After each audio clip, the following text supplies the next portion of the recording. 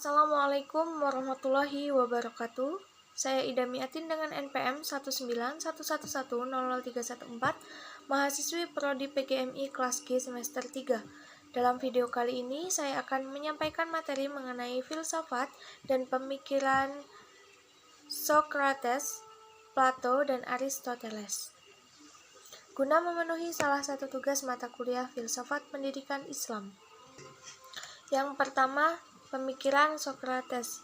Kemunculan Socrates terlebih dahulu didahului oleh kemunculan kaum sofis. Socrates hadir dalam rangka menjawab apa yang telah mapan dalam konstruksi pemikiran kaum sofis. Kaum sofis sejak zaman Yunani kuno sudah tidak baik. Dengan kehebatan mereka dalam berargumentasi, kaum sofis dianggap sering menghalalkan segala cara untuk memenangkan perkara agar mendapatkan simpati masa tujuannya akhirnya uang.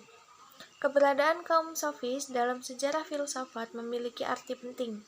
Kaum sofis menjadikan manusia sebagai pusat pemikiran filsafatnya. Pandangan relativisme kaum sofis mengatakan bahwa tidak ada pengenalan pun yang bersifat absolut atau objektif.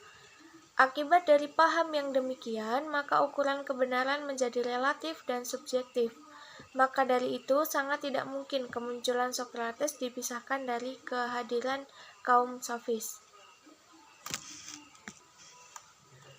Sama dengan kaum sofis, Socrates memulai filsafatnya dengan bertolak dari pengalaman sehari-hari. Menurut Socrates, di dunia ini ada kebenaran yang bersifat objektif, di mana kebenaran itu tidak bergantung pada saya atau kita. Dan untuk membuktikan adanya kebenaran yang objektif, Socrates menggunakan metode tertentu. Metode tersebut kita kenal dengan metode dialektika, dari kata kerja Yunani yang berarti bercakap-cakap atau berdialog. Metode Socrates ini dikatakan sebagai metode dialektika karena memiliki peranan penting di dalamnya. Di dalam metode itu terdapat dua penemuan, kedua-duanya menyangkut berkenaan dengan dasar pengetahuan. Yang pertama, ia menemukan induksi, dan yang kedua, ia menemukan definisi. Yang kedua, Plato. Plato adalah salah seorang murid dan sekaligus teman Socrates. Plato adalah penulis terbesar dalam filsafat dan seorang penulis drama yang jenius. Akan tetapi, sumbangsih Plato dalam perkembangan filsafat barat tidak dapat diabaikan. Plato memiliki pemikiran yang sangat luar biasa. Yang terkenal dari pemikiran filsafat Plato adalah ide. Melalui ajarannya tentang ide-ide, Plato bukan hanya berhasil menciptakan suatu sistem filsafat yang merangkum berbagai persoalan filosofi sebelumnya, misalnya persoalan Parmenides dan Des versus Herakleitos.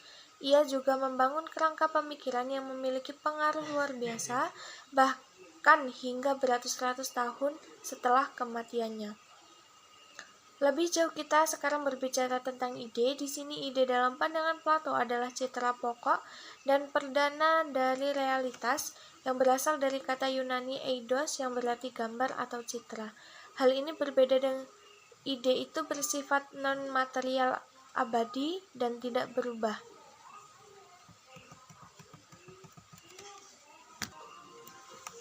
Yang ketiga, Aristoteles. Aristoteles walaupun menjadi murid Plato, namun dalam beberapa hal ini tidak sependapat dengan pandangan Plato.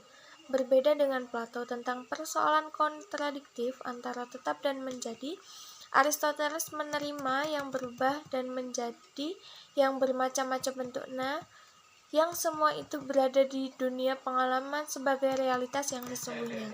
Itulah sebabnya filsafat Aristoteles disebut sebagai realisme. Pandangan Plato bagi Aristoteles merupakan filosofi tentang adanya yang ada dan adanya yang tidak ada. Aristoteles melengkapinya dengan bahwa manusia berpotensi mengembangkan ide, dan pengembangannya tersebut dipengaruhi oleh penglihatan, pengalaman, dan pengertian-pengertian, sehingga ide dan realitas segala yang ada menyatu dalam terminologi filosofis. Di sini sebenarnya Plato mempelajari keberadaan yang ada sebagai suatu keseluruhan dan yang dipelajari adalah dunia yang tidak kelihatan, yakni dunia ide. Sedangkan Aristoteles membagi adanya itu dalam berbagai lingkungan seperti fisika, biologi, etika, politik, dan psikologi. Di sini Aristoteles mempelajari suatu kenyataan yang tampak. Pandangan Aristoteles sangat luas dalam bidang filsafat, maka dari itu ia juga memberikan suatu pandangan tentang konsep Tuhan. Aristoteles adalah orang yang percaya terhadap adanya Tuhan. Baginya, bukti adanya Tuhan ialah bahwa Tuhan adalah penyebab utama adanya gerak, atau a first cause of motion. Baik, sekian yang dapat saya sampaikan. Atas segala kekurangan saya mohon maaf. Saya akhiri. Wassalamualaikum warahmatullahi wabarakatuh.